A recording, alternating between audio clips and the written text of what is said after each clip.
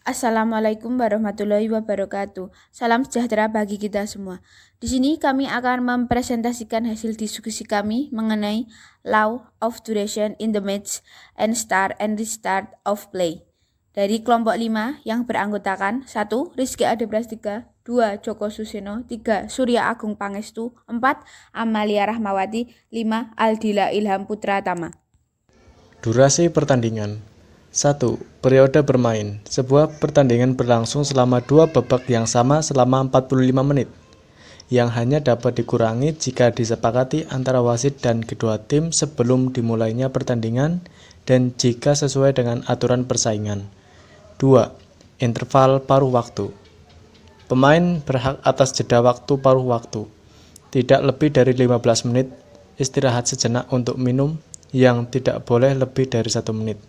Diizinkan di interval paruh waktu tambahan. Aturan kompetisi harus menyatakan durasi interval paruh waktu dan hanya dapat diubah dengan izin wasit. Durasi pertandingan yang nomor 3 yaitu penyisian waktu yang hilang. Penyisian dibuat oleh wasit di setiap babak untuk semua waktu yang hilang di babak tersebut melalui yang pertama, substitusi, yang kedua, penilaian dan atau pemindahan pemain yang cedera, yang ketiga, membuang-buang waktu, yang keempat, sanksi disipliner, yang kelima, penghentian medis diizinkan oleh peraturan kompetisi, misalnya istirahat, minum, yang tidak boleh melebihi 1 menit, dan jeda pendinginan 90 detik sampai 3 menit. Yang keenam, penundaan terkait dengan pemeriksaan dan tinjauan VAR.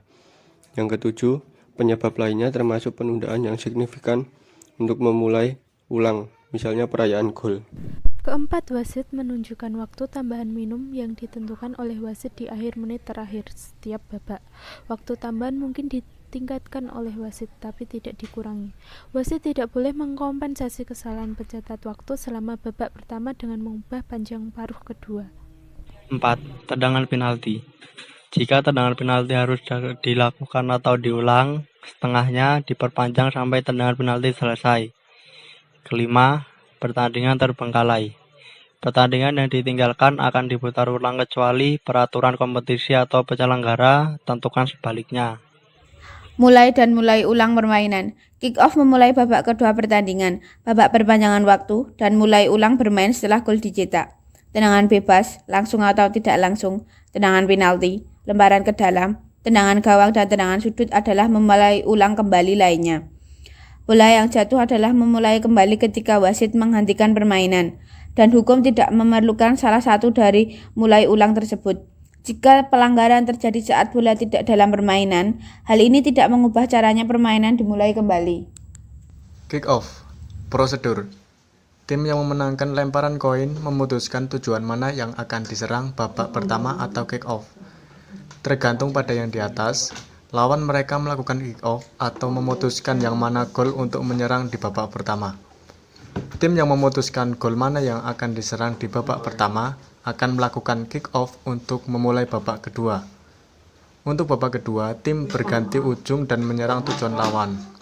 Setelah tim mencetak gol, kick off dilakukan oleh lawan mereka. Untuk setiap kick-off, semua pemain kecuali pemain yang melakukan kick-off harus berada di setengahnya sendiri dari bidang permainan. Lawan dari tim yang melakukan kick-off setidaknya harus berada di 9,15 meter dari bola sampai sedang dimainkan. Bola harus diam di tengah mark. Wasit memberi sinyal bola sedang dalam permainan saat ditendang dan bergerak dengan jelas. Sebuah gol dapat dicetak langsung melawan lawan sejak kick off jika bola langsung masuk ke gawang penendang. Tendangan sudut diberikan kepada lawan. Pelanggaran dan sanksi jika pemain yang melakukan kick off menyentuh bola lagi sebelum menyentuhnya pemain lain. Tendangan bebas tidak langsung atau pelanggaran handball, tendangan bebas langsung diberikan. Jika terjadi pelanggaran prosedur kick off lainnya, kick off diulang. Bola yang jatuh prosedur. Bola dijatuhkan untuk penjaga gawang tim yang bertahan di area penalti mereka jika saat permainan dihentikan A. Bola berada di area penalti atau B. Sentuhan terakhir bola berada di area penalti. Dalam semua kasus lainnya, wasit menjatuhkan bola untuk salah satu permainan dari tim itu terakhir menyentuh bola pada posisi terakhir menyentuh pemain di luar agen atau sebagaimana diuraikan dalam hukum 91 ofisial pertandingan. Semua pemain lain harus berada setidaknya 4 meter dari bola sampai dimainkan bola sedang dimainkan saat menyentuh tanah. Pelanggaran dan sanksi. Bola dijatuhkan lagi jika yang pertama, disentuh pemain sebelum menyentuh tanah. Kedua, meninggalkan lapangan permainan setelah menyentuh tanah tanpa disentuh pemain.